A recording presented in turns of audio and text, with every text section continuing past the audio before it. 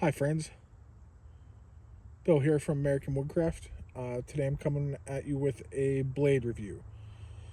This is going to be my review of the Esee Junglas and my experiences with it, my thoughts on it, and whether or not I'd recommend it to people. Um, the Esee Junglas is a large survival knife.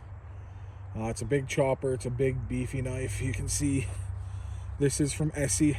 It is a 3/16 inch 1095 Rowan heat treated blade.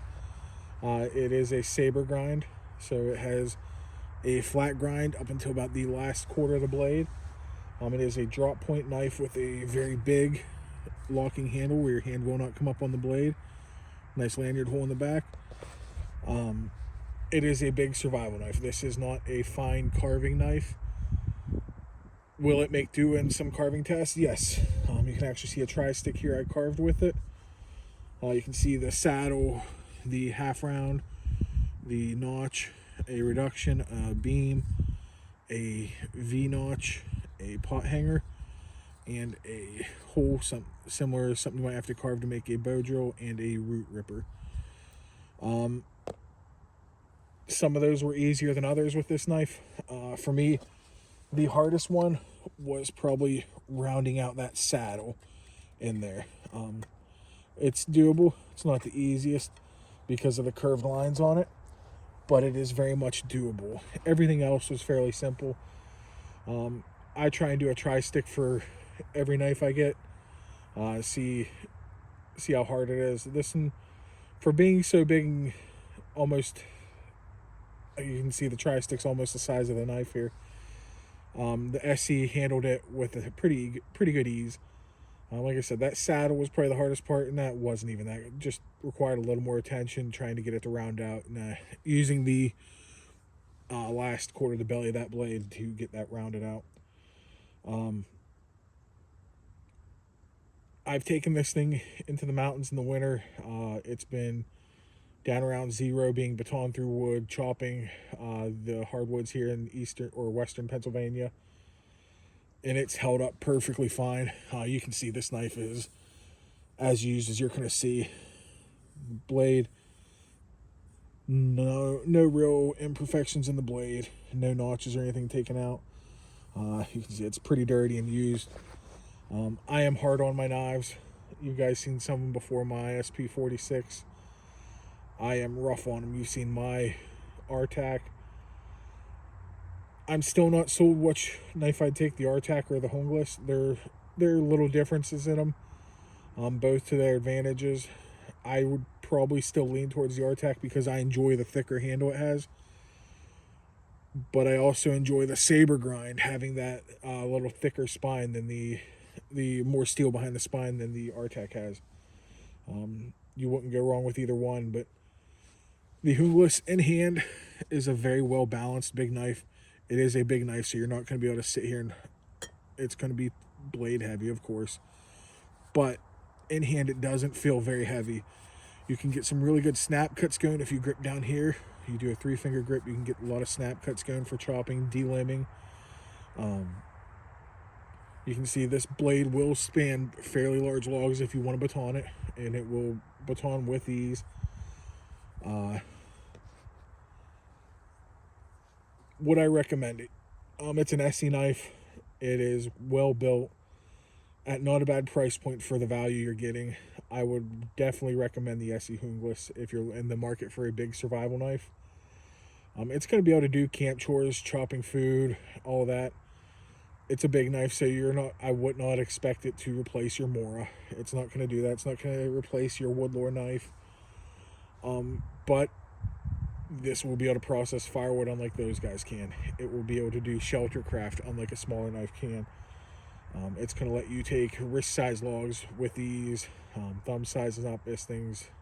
Just going to work right through them.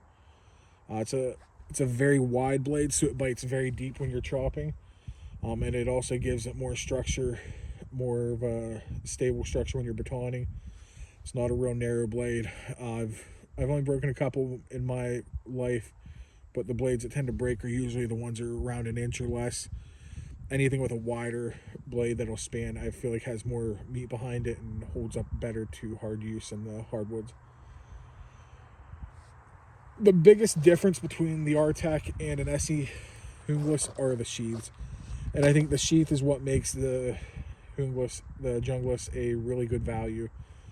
To buy a custom sheath like that with the drop leg, the belt attachment, and not just a Kydex sheath, especially with the adjustable tension, you can easily spend $100 on a sheath like that. So getting a Junglas under $200, I feel, is a really good value in the world of large survival knives. You don't get that kind of sheath with an RTAC. You don't get that kind of sheath with a BK9. Really, when you look at big knives, you don't get that kind of sheath anywhere except in the Junglas. And I think that easily justifies the price point. That and their no questions asked warranty. I don't think you're going to get much of a better blade under that, better package under $200. Like I said, knife to knife, I don't know whether I'd take the RTAC or the Junglas. But as a sheath package and knife, you cannot beat the Junglas. You can see, you can hear that lock in. It's not jumping around. A lot of mounting points, a lot of options. It's MOLLE compatible. You really can't beat that sheath for that knife. Out of 10, I would easily give the Junglas a 9.5. We'll go with a 9. Just blade itself, it's a 9. I wish the handle was a little heftier. It is kind of thick, but I have pretty massive hands, so I do like a little thicker handle here for me to grab onto. It's not an issue, it's not a downfall, it's just a small preference of mine. This knife will be going off to the next person. It's getting continued to be passed around for some other people to use it, test it out, and give feedback. So this will be getting shipped out here this coming week. Thank you to Mr. Tettinger on BushcraftUSA for sending this my way, giving me another opportunity with this pass around Junglas. I hope you guys enjoyed the trips I took with it up the mountain, some of the carving. And again, thank you for the opportunity. Guys, if you have the chance, go out and get a Junglas. You will not regret it. It's a high quality knife for a good price. Made in America by a great American knife company in Esee. And that'll be it today, guys. Thanks for watching. I'll see you guys soon. I have a couple trips planned here in February that I'll be getting out. I got a really cool knife coming that I've been trying to find for years, and I finally tracked one down. No, it's not my dozer, which is going to be featured in a lot of stuff too, but this is another one. This one I might actually be more excited about than the dozer, so stay tuned, guys. Thank you for watching.